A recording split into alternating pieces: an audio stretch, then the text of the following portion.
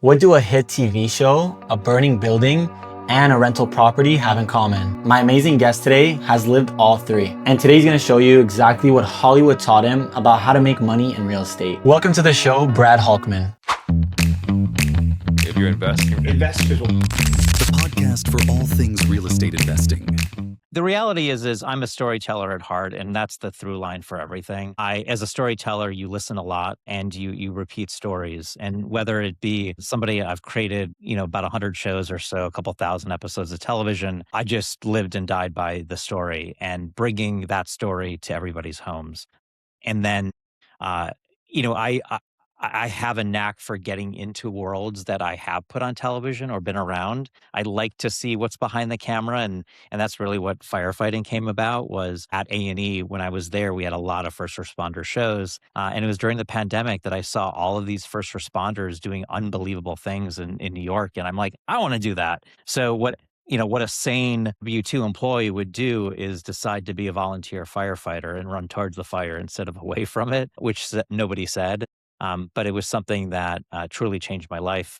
And then when I'm looking at my career, and I really just wanted to help more people. And I had such a good time and a great career telling stories that I knew that I could help everybody on this planet with their own story. And that's where the $2 bill brand was born. Was I knew there was something that taking all of my years of television and helping the individual, that it wasn't, I was doing that in a closed industry in entertainment, but I knew that I could help everybody on this planet, and the effects of that help would be much greater than just putting a television show on the air. I love that. Let's go back to, your television career. You spent Yeah. over 20 years producing television, over $2 billion in content, more than 100 series. You're still doing a lot of cool things with that today.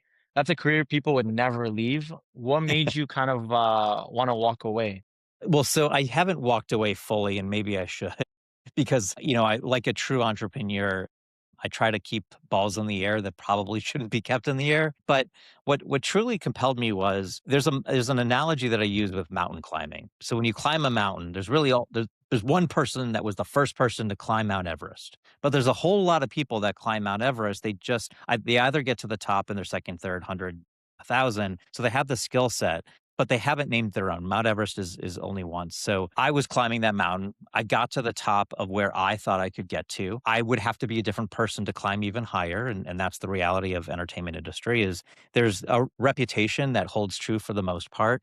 And I just wasn't willing to go there. So I was really looking to climb a new mountain with my skill set. And what I didn't realize was that I wasn't starting from the bottom of the mountain. It was all these skills that I had, I would be able to climb and have the knowledge to climb a mountain that I could plant the flag on my own. And it was really being around incredible entrepreneurs. I started producing real estate shows at A&E and ended up producing about a couple hundred hours of real estate shows. But it's not about that. It was about the people that I was putting on television. And to name drop, I was blessed and grateful to meet Jamil Damji and Pace Morby and Tariq El Moussa and Henry Washington and Kathy like literally I could go on. It was literally the who's who of real estate. And I knew none of them. I just thought they were pretty good people and good talent. And when I got to know them, they were truly the biggest givers on this planet. They believed in the law of abundance. They believed in the law of reciprocity. And I just loved the culture, not only of entrepreneurship, but of the real estate industry. So I knew that there would be no other or better time for me to jump into the deep end, not knowing if I could swim, because I had those people surrounded around me. So did I really know what I was doing when I left the day-to-day? It's almost been 2 years, so it hasn't been that long. No, I had no clue. I still some days wake up and have no clue, but I do know that the confidence that was given to me based on these titans of that I did have a higher service, and that I would be working with them, not against them. And my skill set would be able to help them, their communities, and anybody that they would know. And that skill set it wasn't going to be used if it were just producing television shows. I also knew that there's many sides of the table in television. And although I had a seat at the table, I decided what went on the air and what didn't go on the air, what got bought, what didn't get bought. There's other aspects. And I love creating and I love producing. And I knew that I could still do that. And I could still also then create this $2 bill brand and help entrepreneurs. As a buyer, or when I was an A&E television executive for 12 years, you really couldn't do it. 24/7, you're one thing. And I knew that I was able to do just a little bit of television, but still do a whole lot more for anyone else on this planet that I couldn't do while a W-2 employee. That's awesome. Love that. And can you tell us more about what you're doing today in the real estate industry? Yeah, so I have had no clue. I learned from a lot of the people that I put on television. So my first foray was my buddy Jamil Damji in wholesaling, and he thought it was very important for me to understand wholesaling because it really is the whole life of a transaction, from finding the distressed house, distressed seller to the transaction at the end. And as someone that knew nothing about real estate, that was by far the best move. And then I had to understand lots of different exit strategies, which is Pace Morby and creative financing. And then I was very grateful to be around incredible flippers like James Daynard. Tarek El Moussa gave me some hints. A lot of people that flipped a lot of homes now, Tommy Har, Dolmar Cross, the Polites, Dedrick and Crystal Polite, like just these incredible individuals. And so I had all of these tools. I had flipping, I had buying and holding, I had wholesaling. And ultimately, I literally did the one thing that I never thought I was going to do, which was flipping. I had produced so many hours of flipping shows that I'm like, that's the last thing I want to do. It is so risky, but sometimes when you meet somebody that changes your perspective, it's everything. And I met who became my partner. I met a contractor who knew everything I didn't know how to do. And I knew pretty much how to price a house. I knew how to buy a house. I had financing. He knew how to do the construction. And then the secret weapon was somebody who I've lived with for 20 years, my wife. She is an interior designer. So she could make this literally this crappy house. I call flipping on television crappy to happy. So you'd find this crappy house, distressed house, and my wife would walk in there and see the beauty. I saw a crappy house. I saw money, but I didn't know how to get there. And that was my wife. So my wife combined with the contractor friend allowed me to go, you know what? Let's do this. So I have now done 5 flips.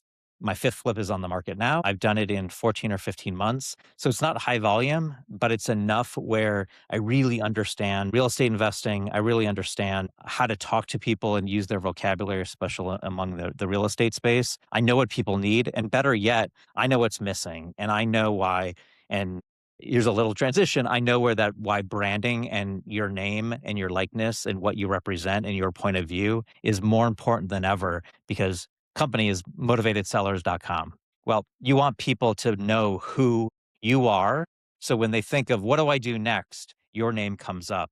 You have to have a brand. You have to have a personal brand. You have to stand for something. You have to have a point of view. And we all know these people in certain genres of real estate. And there's no reason why, no matter who you are, what you are, where you are, what genre of real estate you're in, that you can't have it too. And that's where I thought, well, I have a brand. So if you read my listings, it reads like a television executive writing a listing. If you see my flips, we provide something different than because I knew that to compete in the market, it had to be different. There had to be something that if I lived the $2 bill brand, if I lived being distinct, unique in television, my real estate had to be that as well. So that's what I'm doing now. Down the road, I'm going to do more buy and holds. I'm going to get into the co-living space. I really believe in affordable housing. I really believe in attainable roofs over the head that builders aren't building right now. And what can I do to help the affordability and housing situation, but still make a whole lot of money for both my family and help the community. And all your properties are in Charlotte? Yeah. So right now I'm in Charlotte. That was missing for me of really diving in. I lived in New York and just was not prepared for all the variables in New York. The prices are high, the taxes were high, all the things there's so many unknowns that if I got started, I wanted to be in a market that if I failed miserably, I could still be okay. And the one thing that I learned about real estate is there's really only one part of the transaction that I can control. I believe one, and that is my signature next to the asset that I purchase. I can't control anything else. I can't control Bob and Sandy walking through my finished flip. I can't control interest rates. I can't control permitting. I can't control Bob in some office coming out and okaying something of the electrical. Nothing I can control except for one thing. My signature next to the buy price. And I wanted it to be not foolproof, but pretty darn. And I knew that Charlotte had low taxes. I knew it was in my backyard. I knew the price point was affordable housing. I wanted to be well under the medium sale price. And I knew that if I failed miserably and our costs went over and everything was delayed, that I would still be okay. And that, for me, that's been the biggest lesson to new people is never make a deal. If you have to make a deal, it's not a deal.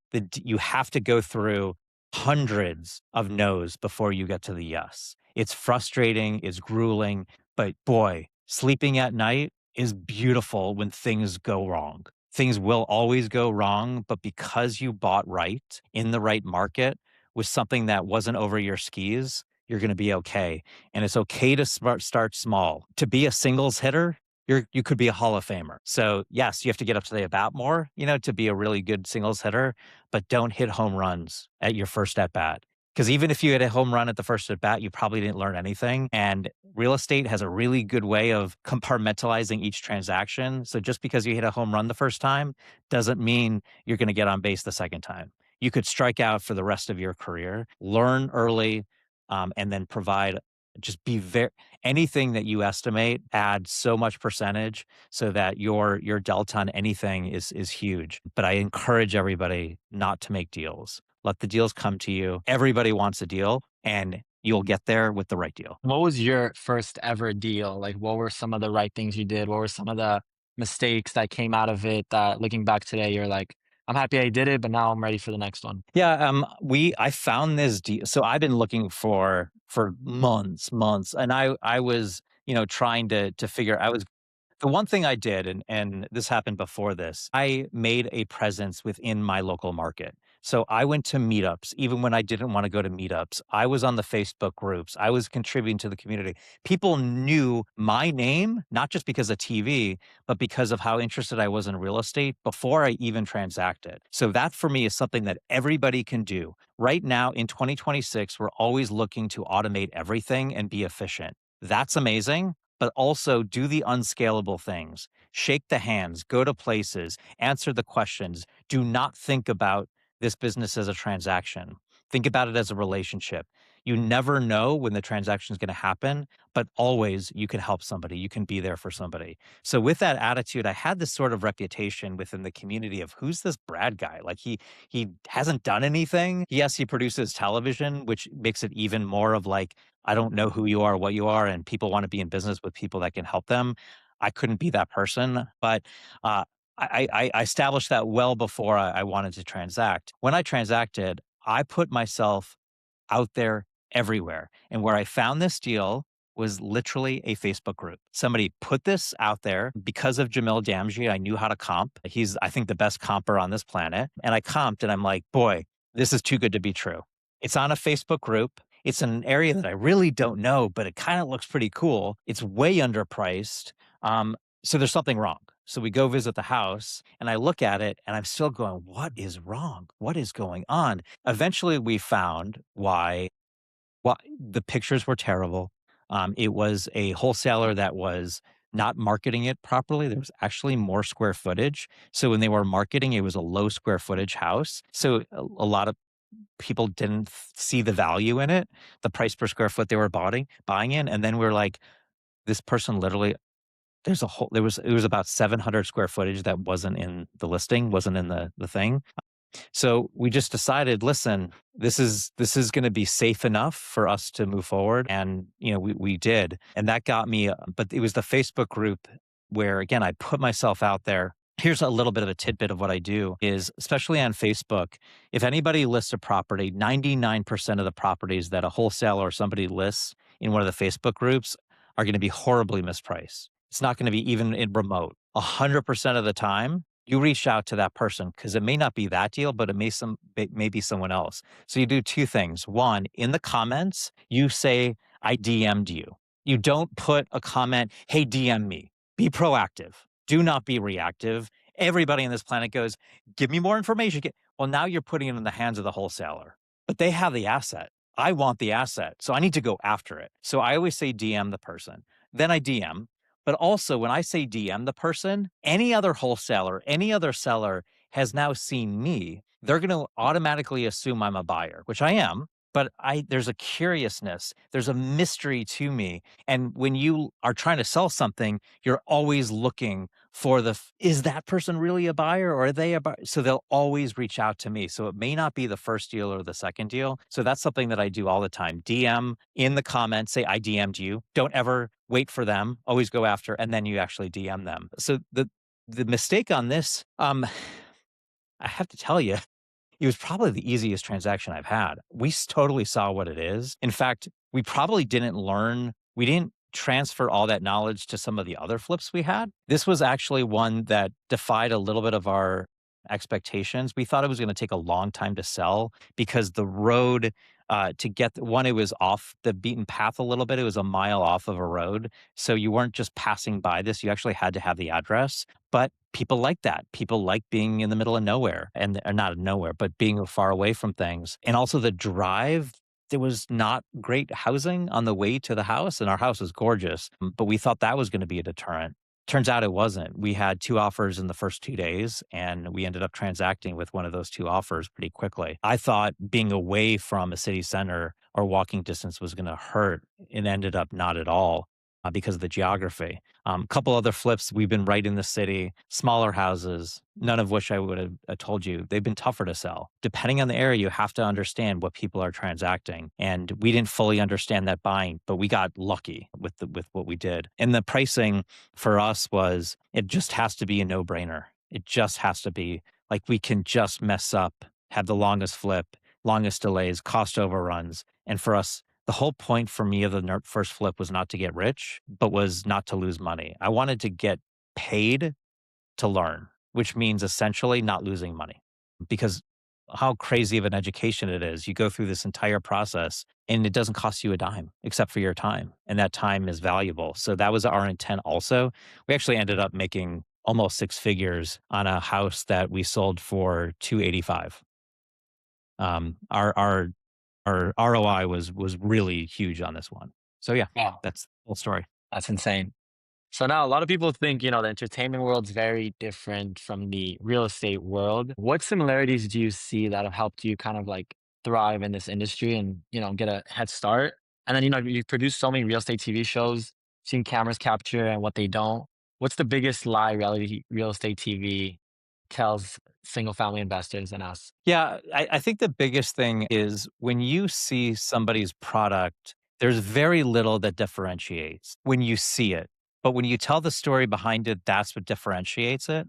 And when you tell that same story over and over and over again, that's how you win. We, as entrepreneurs, want to have lots of balls because we don't know what's going to transact. We don't know where the dollar's going to come in. And that's the quickest way for dollars not to come in. You want to be the first choice of anything. So if it's 1970s ranch style houses and this zip code, let that be it. But you got to tell everybody every day, multiple times a day, that's the flag that you're planting, because that's where your deal is going to come from. That's where the opportunity is going to come from when everybody knows you're the guy. The great thing about this is you can be the guy in lots of different places, but you got to be the one that talks about it. So that's the one thing that I encourage everybody to do is when you pick something, don't stop talking about it. A musician with a great song does not get sick of their song 30 years later, because what they do is they get the joy of seeing that person hearing that song being played for the first time. There will always be somebody in the audience hearing your message for the first time. Repeat it over and over and over and over again. I guarantee you the only way that you're going to fail is if you quit doing that. It's the only way. In the television world, what I will tell you is what you don't see is probably the best parts of television. It's, television, it's really hard to produce real estate television. Here's why. In television, you have a production window. You get paid, and it costs money every day to produce television. So you have a certain amount of time to produce a certain amount of episodes. The real estate world has their own timeline. And if you have ever done any transacting, that timeline is always longer than you predict. So it competes with television, because television, I produce 60 days in. So, yeah, right? Yeah. Oh my God, I thought it was 90 days in. No, 60 days in. For some reason, 90 Day Fiance, that I didn't do anything that, but 60 days in. How long did it take to produce 60 days in? 60 days, right? So you know exactly what you were getting into. You knew the constraints. When I produce a scripted show, most hours are 8 or 9 days producing per episode. It's finite. In real estate television, there's nothing finite about it. You are constantly evolving, constantly producing. So that's a little bit of the behind the scenes. On the forefront, here's one thing. Here's one little tidbit. If it's a flipping show, try to match everything you see in the before from the after. There may be some rooms that you don't see in the after. Why? Because the production window was up. So we're not going to show you that uncompleted third bathroom because it hasn't been completed, because we had to get the episode out, edited, and on air. So that's one of those things. I will also tell you from a television perspective, there's a lot of help that the production gives flippers, and it's all good. We provide a little bit more of an accountability. We push them. So my buddy Tommy Haru's, whose show I produced and created, comes out on May 30th on A&E. His normal price point, 2 and 3x, he wanted to push himself on television. And he says he would not have gotten to the flips and the class of flips that he was doing without the television show. So the television show pushed him to be better. It also pushed him to have crappier homes, so better before, and beautiful afters, because he knew his reputation is everything. Reputation is everything in branding and marketing. And he wanted his after to be so good and so beautiful. It even pushed him to have even better flips. I mean, there's plenty of stories here.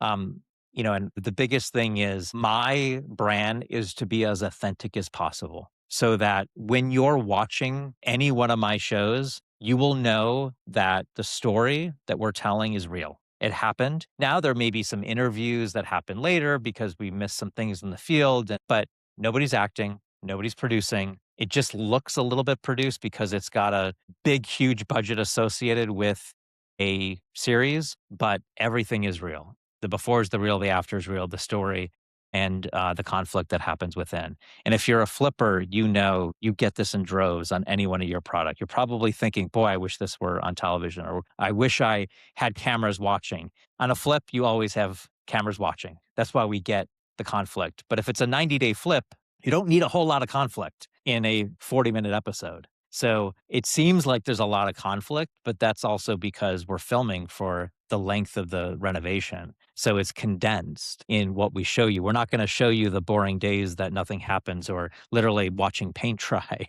because that happens in a renovation, but that's not great television.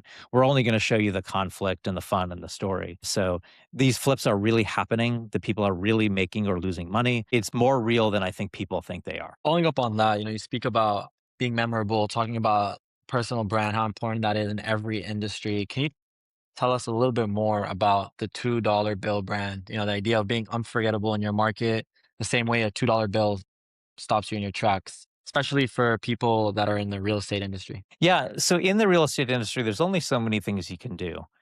You want to be known for one thing, as I had said earlier, and that's what a $2 bill. One of my lines is, don't be the best, be the only.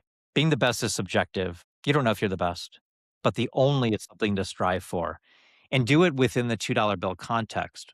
Meaning, I'm not saying be the $100 bill. In theory, a $100 bill is 50 times more valuable than a $2 bill. But that's if you're thinking it from a transaction. If you give CVS a $100 bill and a $2 bill, you're going to get a whole lot more back with $100 than $2. But I guarantee you, 5 years from now, that $2 bill still holds weight, is still memorable. So the $2 bill is also something that, what can I do today that may not transact today at the highest dollar, but will just be thought about over and over and over and over again. And that's how you can think about your brand, is you don't have to be the flashiest, the biggest, the best, but you have to be different. There's something about you. And how I compare this is, when you look at brands, Tesla is by far the $2 bill, and I'm not talking about the discontinued Exxon and the expensive ones. I'm talking about when the Model 3 came out. All of a sudden, it's a affordable sedan, but yet an experience like no other. That was the $2 bill. That car, you pressed the gas pedal, wasn't gas, it was electric, but you pressed that pedal, it went from A to Z. It had 4 wheels. It looked like any other car, but the experience was completely different. So when you're talking about cars, you talked about Tesla, and then you talked about all these other cars that kind of were the same. But as a price point, it was the same price. It was the same price as the other card, but provided a different experience. So what can you do to be memorable that's attainable and aspirational? And that for me is what anybody can do. I'll give you a little bit of an anecdote. One of my clients, who's a wholesaler, and he came to me and said, "Hey, I just want 1 or 2 deals more a month, and everything will change for my family." Like, okay. And we talked, and I have this audit that I do with with individuals. I do it one-on-one, and all I want to do is I ask questions and hear their story, hear their story. And then he said something, and he knew the story because it was his story, but he hadn't even thought anything of it.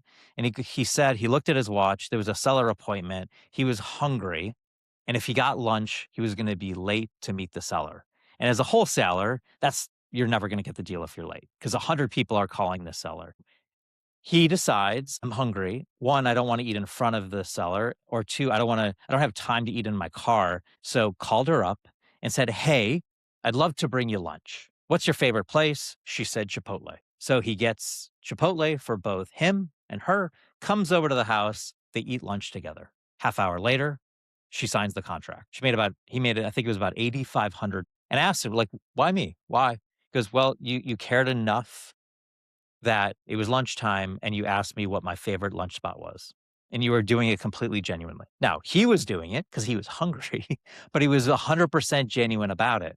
So I said, "How amazing $25 Chipotle got you an $8,500 contract." I'm like, "You're the seller who brings lunch." Or sorry, you're the buyer who brings lunch. And he looks at me and goes, "What?" I'm like, "Yeah, you're the buyer who brings lunch." All of a sudden, in the Charlotte market, you're going to kill because now you have a reputation that whenever you have a seller appointment, you bring lunch. And he goes, "I have to bring lunch every time?" And I'm like, "Yeah." I said, "Let's do the math. 100 seller appointments at $25. That's $2,500 minus 8,500. If you go 1 for 100, you've made 6 grand." And he's like, "Okay." I said, "Well, if you have 100 seller appointments and you go 1 for 100, you should not be a wholesaler. You should be out of the business. But let's assume you did. You went 1 for 100. You have 99 people talking about you and your brand. They're talking about the buyer who brings lunch. That's your marketing. That's your reputation, not the transaction, but what you're doing day in, day out.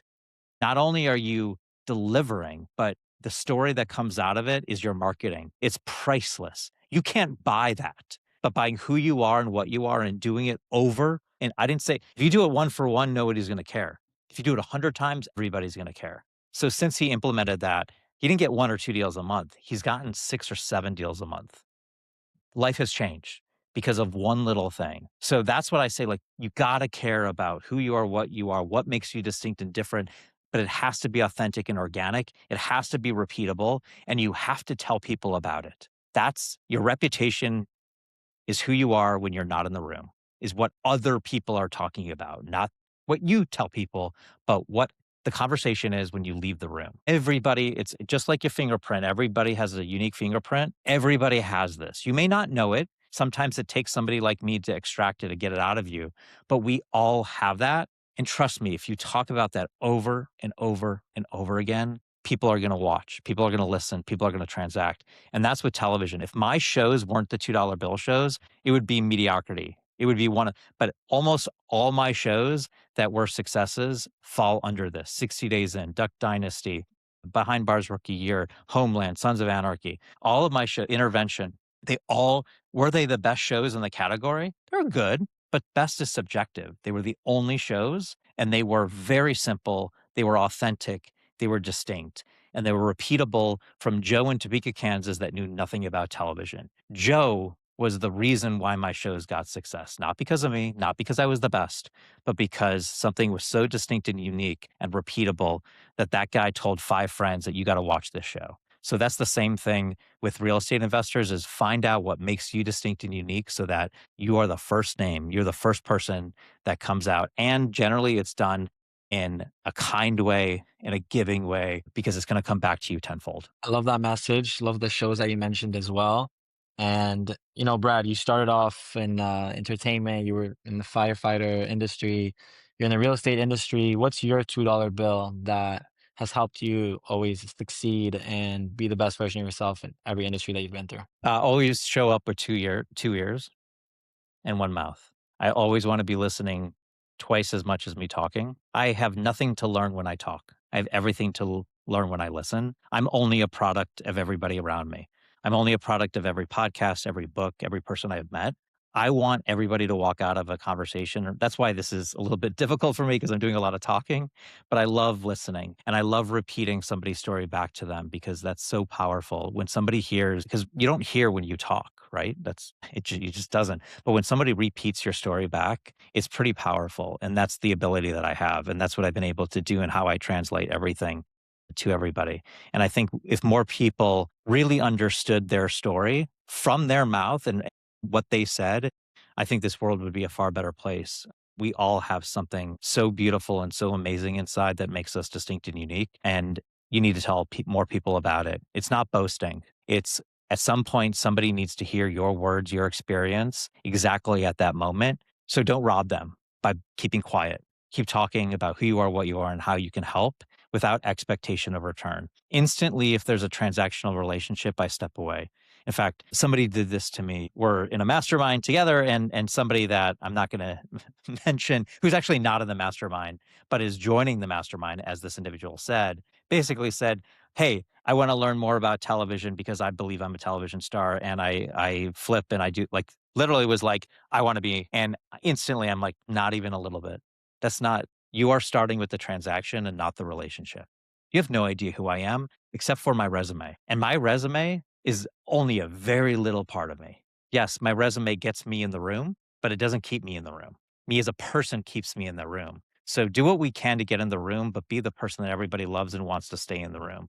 And that's what I've been. Every room that I've been able to open, the door's been able to open up because of my resume. My whole goal is, how can I keep in this room?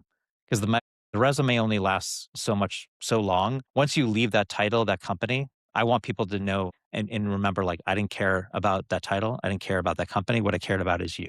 And that's what I tell people all the time is do whatever you can get in the room, but in the room, be the biggest giver. Be the person that understands and listens more than they ever talk. Love that, man. It's really wise words. You spoke about if I took your title tomorrow, you'd want people, to remember you a certain way. If I took everything away from you besides your wisdom and you had to start from scratch tomorrow in the real estate industry or entertainment industry, whatever you prefer, how would you do that? Everything that I learned or was educated on, I would immediately do two things: tell somebody else about it and put into action. That for me has been the game changer in the last couple of years of my entrepreneurship. Is I think it's very easy when you start over and you get complacent and you start learning or educating or not even waking up and doing much, but planting a seed every day, turning what you've learned into action and telling somebody about it. What that does is twofold. One, you're still in the giving mentality of that other person or that other individual, but you're also establishing relationships on a very deep level. It's not just, hey, how you doing? What do you do? You're of service first, and people want to be in business with that. And that's how you're going to really easily gain a lot more information to then get to where, when you lost everything, get back to that point. Love that. Great advice. Following up on that, we're going to do a little quick new segment we're doing. It's like rapid fire. I'm just going to ask you a few quick questions. Whatever's first thing that comes to your mind, just Yeah. answer with that. All right, ready? So, biggest deal you've done in real estate, what was it? My first flip, where we profited almost 60. Perfect. One real estate TV show on TV that actually gets it right. The next show that I have on air, Zombie House Flipping Family Business with Tommy Harris, airing on May 30th. And I'm not saying that as a promotion, but I'm saying every show that I do is better than the last. And the last show that I have should always be the best show. Love that. Best piece of advice you've ever got, TV world or real estate world? The only way you fail is if you quit. Love it. Biggest misconception people have about real estate investors? They're all in it for the transaction and not the relationship. What's on your nightstand right now? Is it a book? Is it a new deal? Is it a TV remote for a new show you're watching? I am reading Traction by Gino Wickman. As a new entrepreneur, I need to know the entrepreneurial operating system because I know nothing on how to run a business. And finally, one thing that Charlotte gets right that most cities don't. Being kind, being warm, being giving. There's not a single person that will say anything bad about the people of Charlotte. They also take care of the property. They take care of the community. It's really unbelievable giving place. Love that. Love Charlotte as well. I got to visit, so great place. Brad, you're amazing. For what's next for you, would you say on a business level and on a personal level that you can share with us? And I'm gonna promote this a little bit. If you want to help find out what makes you distinct and unique, it's all completely free. It's called findyouronly.app. So find your only, YOUR only.app.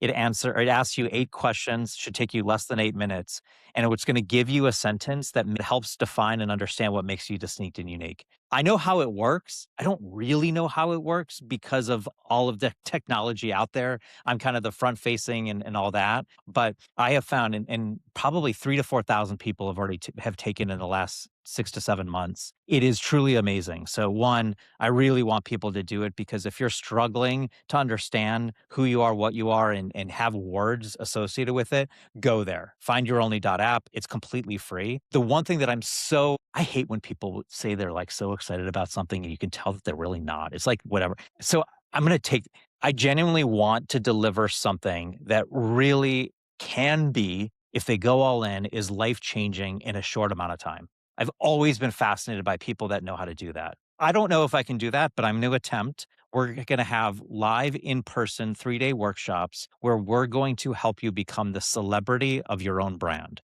whether it's real estate or Pokemon, something, whatever it is, utilizing all of my Hollywood friends. So a casting director who's casted hundreds of shows, my director, my production company that I'm partnering with, writers that have written for some of the biggest shows on television.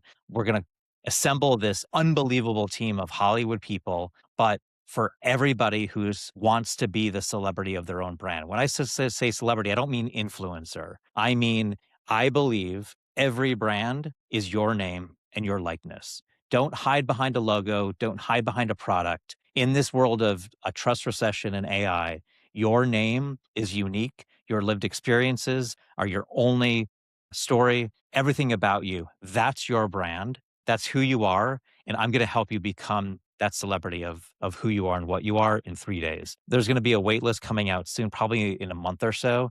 But that, I really believe, if we do it right, you come out after that with basically a business and a plan and marketing and sales and a 90-day by day, step by step for you to literally elevate everything that is all based on who you are and what you are. You just need somebody to pour gasoline on it. And then we harness that bonfire that's created in that week or 3 days. That's awesome. Looking forward to that. And on a personal level, what's next for you? Would you say something you're excited for? A trip, a little vacation? I play real pickleball, which is tennis. I don't play mini tennis. What's next for me is we're entering the playoff season of tennis season, and I have got a match this evening that if we win, we move on to the regional playoffs. I'm playing singles tonight. We play singles and doubles, and it's against our home team, our other team at our club. So I'm going to be playing. I have to beat a friend tonight.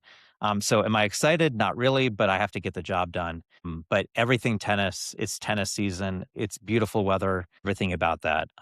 For those that play pickleball, it's because you can't play tennis. No, that's not really true. Or you've retired for tennis and you got to play pickleball. I look forward to every day getting out on the tennis court. I guess the other thing I do have to say, I haven't even talked about this, is lots of change happening in my own house with my wife and kids that I just want to see what happens in the next month to 2 months. Lots of exciting things are happening, lots of opportunity to see your kids and your wife shine on different stages that you look back and go, how did you get to this point in the best way possible? I'm going to get the benefit of seeing over the next 30 days. So I couldn't be more excited to see my family step into their own spotlight and the spotlight they deserve. Love that, man. Brad, you're so inspiring. This was generally one of those conversations I did not want to end. I learned so much about you. I hope our investors did too. And, leave off on a better note. How can our investors find you, follow your work, and learn more about the $2 bill brand? Yeah, go to findyouronly.app. You'll find out about the $2 bill brand. My socials are there, but findyouronly.app. I post every day, 6 to 7 times a day. And not just because that's funny. I keep saying those numbers, but I do. So follow me primarily on YouTube. I have YouTube. It's under my name. Just search. I've got a horribly unique last name, Holcman. Just search, you'll find me on YouTube. And then also LinkedIn is one of the best platforms. If you're not on LinkedIn, you are missing out. It's really difficult to scale on all the other platforms. But if you just, and I have a framework and a methodology on LinkedIn, you truly will find your next investor, your next deal, your next relationship on LinkedIn. That's where it's at. Yes, you need to be everywhere, all 5 platforms and X if you want to, but really Facebook, Instagram, TikTok, LinkedIn, and YouTube. But YouTube and LinkedIn, you'll find me every day. You'll see long form. I produce a 10-minute video Monday through Friday and lots of shorts throughout the day. Come say hello, come meet me. I'm very accessible. My colleagues are like, you're way too accessible.